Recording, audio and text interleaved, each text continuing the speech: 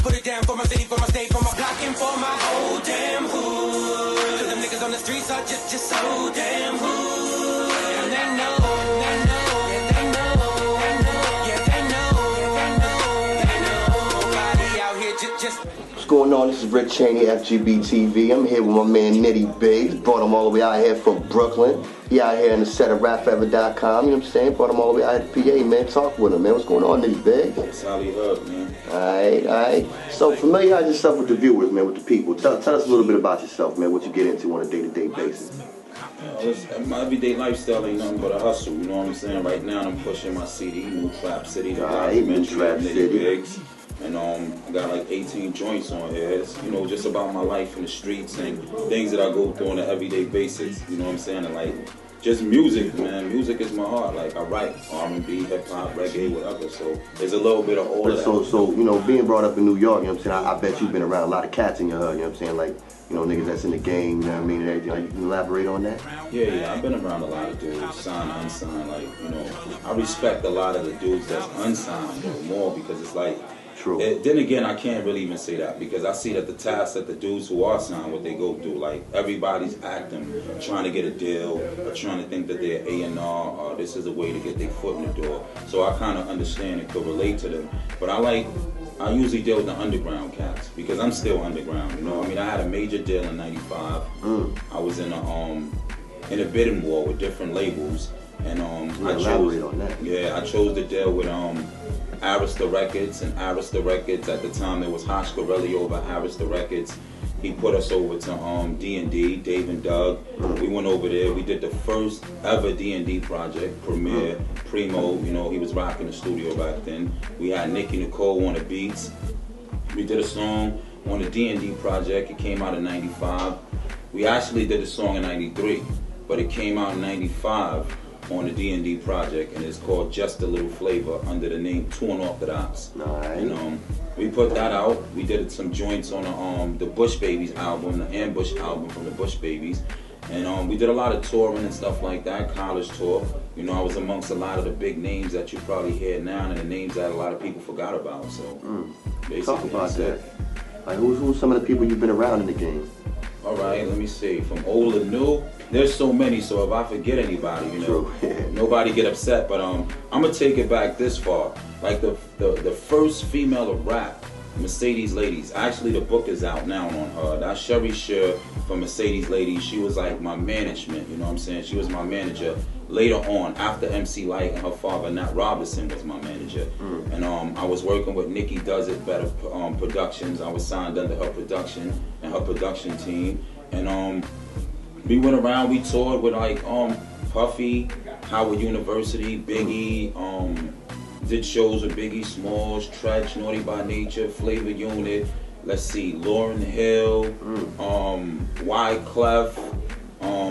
So you've been around. I done hung out. Matter of fact, my homegirl, you know, I got to big up to and big up the family, the Tyson family, Mike Tyson's sister, Pat, you know what I'm saying? Like, I was working with her for a little while, you know, get to run with Mike Tyson and all that and do some other things. So it's him, there's KRS-One, there's Coco Brothers, you know, got to big up Smith & Wesson, if y'all don't know, you know, now, I guess they call themselves Coco Brothers now. There's Fat Joe, there's Big Pun, rest in peace. There's Big L, I done work with Big L. I done did a song with M.O.P. Jay-Z on the DJ Self CD. The history is so far. I did a commercial, actually, if y'all know Dr. Jekyll and Mr. Hyde, those are like some old school rappers from back in the days. I did a joint with them, a commercial for BET. You know, in 1994, I did a commercial for BET with them. And, you know, I traveled to Japan. You know, because if you listen to Just a Little Flavor, you'll hear me rapping in Japanese, rapping underwater. You'll hear me like doing the twister type thing. Well, they call it the twister style. But where can I hear that at? You can Google me, actually. If you Google Too Unorthodox, you'll hear the D&D project, Just a Little Flavor. And you'll hear, you know, we was clowning around with hip hop. Hip hop was more fun to me back in the day, right? You know what I'm saying? I mean, it's still fun to be up in the booth, man. The booth is like home, yo. That's like everything. To be up in the booth, you know, it's just like good sex being up in the booth. You know what I'm saying? You brush your nut off in there, you come out, clean yourself up, listen to what you did, you know what I'm saying? You get to hear the moaning and the groaning and it sounds good, you know what I'm saying? And if the crowd is feeling you the same way, then, you know what I'm saying, it's nothing better than that. I gotta ask you a quick question, because you've been doing your thing for a very long time, so you're a skilled veteran. Tell me the difference between back then, the music, and right now, like, and where you're at with it right now, and your whole thought process of the difference, the change from then to now. I would say the difference, for me being on both ends, I say from the outside looking in and from the inside looking back out to be looking back in again, I say the difference now is that there was a loyalty, you know, there was a respect, there was a love, you know what I'm saying? So there was loyalty, respect, and love, LRL. That's what it was back then, you know what I'm saying? But a lot of dudes lose the loyalty, they lose the love, they lose the respect, and they turn it into something else. I mean, music is fun. I don't knock anybody like they say the South is taking over. I don't say that. I don't see that. What I see is everybody has a 10-year run. You know what I'm saying? Like, one rapper might come out and he might be hot for the next 10 years. Then somebody else is gonna come out and they're gonna take over. One style is his, just like fashion. You might be wearing a pair of sneakers that's in fashion for those first 5 years. But everything is a rotation and it comes back. So when people see these rappers and they say, oh, he's corny or he's this, he's that, he got the eeny, meeny, miny, mo. If you really think about it, rap started off like that. It started off with like the eeny, meeny, miny, mo's, and it was taken from a whole bunch of different music to make what it is, you know? Like there's hip hop and then there's rap. You know what I'm saying? I go back to like King Tim III and Fatback. A lot of people don't even understand that. Then they tell me what they know about rap. Oh, you're not hot, you're not this, you're not that. You have to understand what this culture is before you can say who's hot and who's not. You know what I'm saying? Every man do his thing different. You know, different strokes for different folks. Right. But I say that the difference is what I'm saying. The loyalty is gone in a lot of cases, in most people. The respect in some cases is gone, and the love for the music in some cases is gone. Right, dig it. I can dig. That's real talk right there. So besides rap, I understand that you also are a skilled writer. You know what I mean? And I understand you write some vicious, you know, for some R&B. Oh yeah, you know, I've been writing. You know, I got a couple of R&B artists that I'm dealing with that's out there. You know, and I'm writing for them. And R&B, man, it's always been like coming up. I came up like in a Baptist church, and there was a lot of singers. So even before the rap, I understood what the rap was, because rap has always been there, you know, since I was young. But I didn't understand it until like later on in life. I heard like a lot of singers in church, and it's like the melodies and stuff like that stood in my head. There's a certain way that the melodies would sound and the tempos and all that type stuff, and I just like took heed to all of that. And as I got older, I started knowing that I could mess around with melodies, tempos, and things like that. So basically, I just started writing. I started writing poetry actually, and then I started learning how to take the poetry and putting it on a beat and how to make it flow. There's so many people. I don't want to forget anybody. There's so much that I've done, and there's so many people that I work with. Like on a rap level, I don't work with Red Cafe. I did some work with like I said, I did work with Biggie, rest in peace. I did work with him. How was that? That was great. That was a blessing. Yeah, that was a big blessing. You know what I'm saying? It just like being this dude's presence. You know what I'm saying? And even to be in the studio with Jay-Z and Jazzo. You know what I'm saying? For me to even be in the studio with these dudes. Yeah, what was that like? Yo, they was recording The Originator, right? So I'm there. I'm at the studio. Me and Killer Shane. Take Killer Shane with me. We in the studio. You seeing Jay-Z just standing there like not even with a pen and pad. He just standing there like this. And I'm like, all right, I want to see how he gonna come, because he don't have a pen and a pad. So, what time did he get to write the lyrics if he's just hearing the beat? Dig it. This dude just went in there, blew it out, got busy. Same thing with Jazzo. Went up in there, blew it out, got busy. You know, so like I deal with a lot of underground dudes like Saigon. You know, these are my dudes. You know what I'm saying? So I gotta big up them. I big up all my Brooklyn rappers. Mano. You know what I'm saying?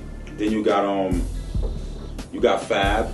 These are the dudes who I big up. Q the Kid, if you haven't heard about him, he signed a tag with Jermaine Dupri. He was part of the original group Gravy, who did the Biggie movie, you know what I'm saying? Vegas, rest in peace. That was part of Gravy in them group. So I watched a lot of these dudes come up, and I'm a street dude, so you know what I'm saying? Like, I was hustling out in the street, and I took the hustling over to hip hop.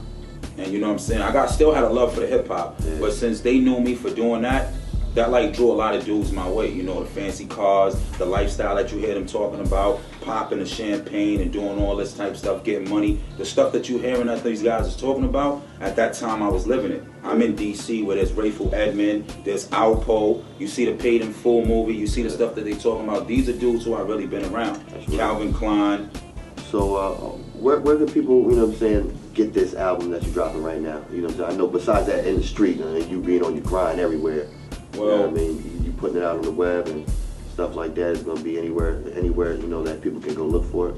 Well, basically right now, Reverb Nation is where I'm starting to put my music, so you can go to Reverb Nation and you can look up NYTTY BYGGS Nytty Byggs. If you see me in the street, I might have the CDs on me, so come get them. They $5 or what you could afford, you know, donation or whatever, what you could afford. And also, you can go to YouTube under NYTTY BYGGS and you can see the videos that I have there. And I'm definitely here working with my boy L Chain, because his videos, yo, it's the clearance to it, and just working with this man, you know, he got a good heart, and the vibe with him is definitely good. So, you know what I'm saying, I'm doing that. And go on YouTube, NYTTY BYGGS, you find me there. Go on Facebook, it's the same thing. I'm about to start a Twitter page soon, and I'm about to put it on a whole bunch of different sites. Yeah, he's doing a big thing. Any last shout outs to the people before we wrap this up? Yeah, whoever I forgot, man, like I said, man, pardon me, it's just so many people in the history. I've been here since the 80s, you know what I'm saying? I've been doing my thing since then. That's longevity. So it's a lot of dudes, there, it's a lot of dudes who I may have forgotten, a lot of females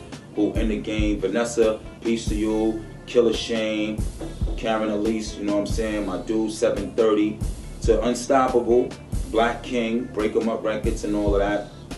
And whoever I miss, yo, I love y'all anyway. Y'all know when y'all see me in the street, talk about it, say what you want to say then. But look at this right here, man, and just know, yo, I'm a pioneer. I help pioneer this game, you know what I'm saying? Yeah, that's real. Shout out that album one last time. New Trap City, this the cover right here. My man Ark put this together right here from Break 'em Up Records. This is his artwork.